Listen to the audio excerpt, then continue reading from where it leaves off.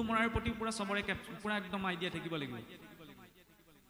এনেকুৱা চিন্তা যে কেনেবাকৈ যদি ফটোখন মাৰিবলৈ পাহৰি গৈছে আকৌ পজ দি হ'লেও ফটো মাৰি থ'ব এইটো বেয়া কথা নহয় স্মৃতি হিচাপত কোনোবা বিবাহৰ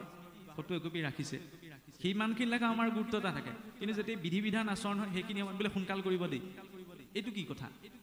সিমান কোনো ধৈৰ্য নাই নে গোটেই জীৱনটোৰ বাবে বিবাহ পাশত আবদ্ধ হৈছে অন্ততঃ দেৱকৰ্ম কৰা সময়কণত বহি থাকিবলৈ শান্তি নাই